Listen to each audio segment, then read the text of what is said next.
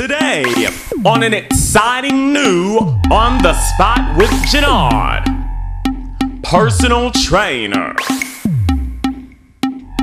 motivator, innovator, business owner, entrepreneur, and all-around friend, Micahel Baes is on the spot.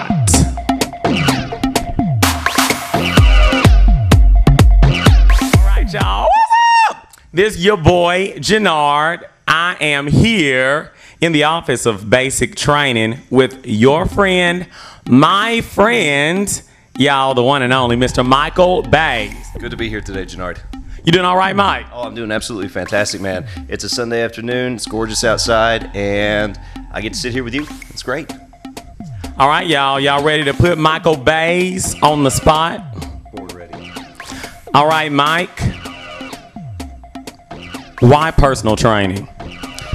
I chose personal training mostly because of the effect I can have on somebody's life. And essentially what that allows me to do is, in more than just the fitness aspect, I can get with somebody and I can actually take a look at how they're living and help them improve every single aspect of fitness, nutrition, cardiovascular work, and a lot of other stuff that goes with it as well.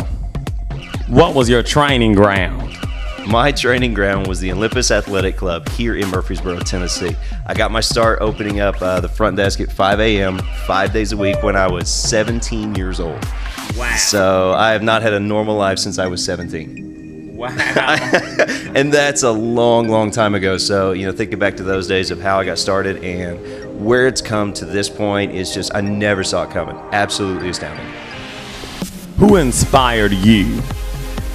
Like everybody who gets into fitness, I think I was most inspired to start with by Arnold Schwarzenegger himself. It's a stereotypical answer. Obviously, the guy has gone through a few changes between when I got inspired versus where he is now. But, you know, looking at the old muscle books when I was a kid, reading every single magazine, watching wrestling on TV, things like that started me getting into the fitness world. And when I first began, it had a lot more to do with just the actual physique. You know, how do I look in clothes? How do I get the abs? How do I get the big chest? How do I get the arms and that kind of stuff?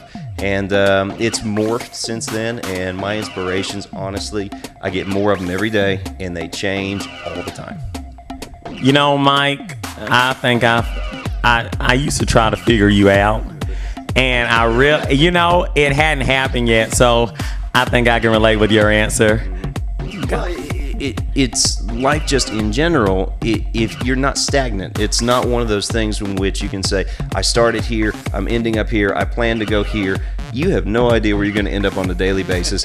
And the number of people that I get a chance to deal with on a daily basis, I can be astounded by somebody who's never worked out before, comes in, loses 30 pounds, or somebody who is just completed their first triathlon, or somebody, I have a client of mine right now that we just got done with an event a couple months ago in which she walked her first mile by herself in over 6 years. And it's moments like that that she's my inspiration now, and that's just taking a walk on a Saturday morning. So little things like that. So what continually drives you? Moments exactly like that. Because in my industry, you never know what you're going to deal with. You could be dealing with somebody who has a terminal disease that just wants to try to do everything they can to get better. You could be dealing with somebody who's had body issues their entire life and wanting to come in and get a different psyche of the whole thing. And the ability to allow me to change that person or help them make their own changes, that's what drives me. It's what gets me up at 3 a.m. in the morning to come to work sometimes.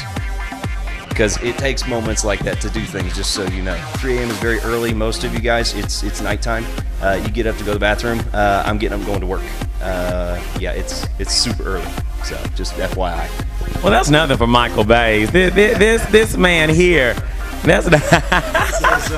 Let me tell you what, when you wake up that early, it's nighttime. You're like, what's wrong? My alarm's got to be set wrong or something, because it's dark outside. It's not morning. It's not early. It's nighttime.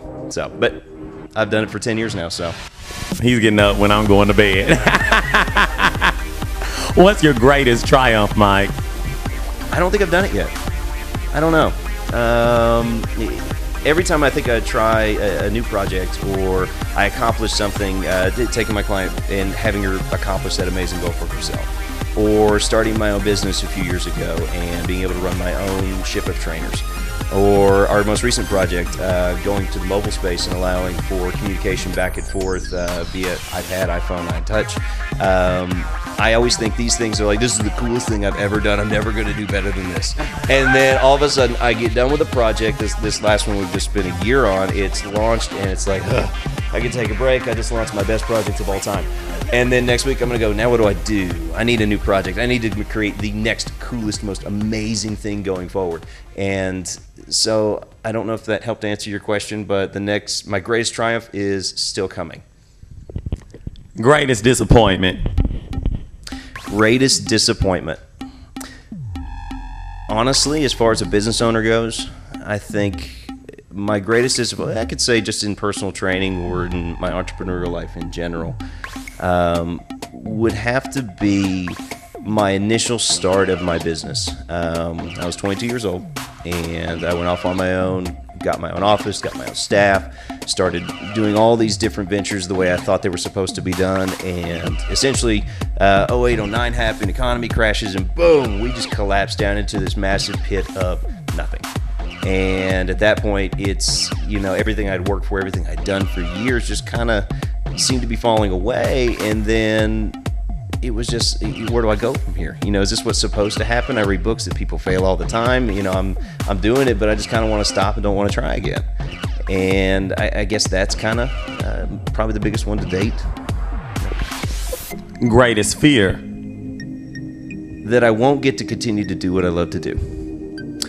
Every single day, I'm blessed enough to be able to get up, go work people out, help them change their lives, and in a situation, in a world in which I'm allowed to do that, as opposed to going out and having to dig a ditch or go clean up stuff or being forced to do something that I don't want to do. I always want to be able to get out there and make my own way, because I've done that ever since I got out of high school. And so my biggest fear would be that I would not have the power to do that going forward. Greatest joy. Seeing somebody take fitness on their own and actually making it their own. That's been the project going forward with the mobile stuff. I can stand in front of you for an hour a day, but you have 23 more hours to completely mess that up. So my goal was, let's find a way to get people to own this themselves. Because there's nothing cooler when somebody walks in with their own programs, doing their own fitness, changing their own lives. That's probably my happiest moment to see of all time. How important is friendship? I wouldn't be where I am today without knowing some of the coolest people in Murfreesboro, in the world, and the people that really do make your life better. And without having those kind of friends around to help pick you up when you have your greatest disappointment, or to share in your greatest triumphs when you have those amazing moments to celebrate with you, what's the point of living? Honestly, and I don't want to make it melodramatic to that point, but it's kind of like you need these people around you in life to help share and to help kind of, knock down some of the pain when the bad stuff happens. So they're the most extremely important people ever. What characteristics do you appreciate in a friend? The ability to call me out for being me. And I guess you could dress that up and call it honesty, integrity, and all these fancy buzzwords. The ability for somebody to look me straight in the eye and go, Michael, you're being an idiot. You need to quit doing this stuff. Or dude, you're just being scared. You need to go do this instead. Or anybody that keeps you down to earth and never lets you forget where you came from, what you're doing, and is always willing to both support you and again tell you you're being a moron at the same time. Those are probably the most important traits of anybody that I ever want to associate myself with. What characteristics do you dislike? Fakeness. And that can be, that's a blanket statement. People that will put on an air about themselves for no other reason than they think that that's what either they're supposed to do or that's what's going to help them get further. Because what that does, it creates a mask on top of yourself. It's not really you. It's kind of like a version that you have to put out there that you think the world sees. But it's not really that inside person. When you go home, you lay down on the couch, you just go, I just don't even care anymore. You know, that's the, as much as you may not like that, that's the real you. And to hide that away, I know we all do that to a degree sometimes.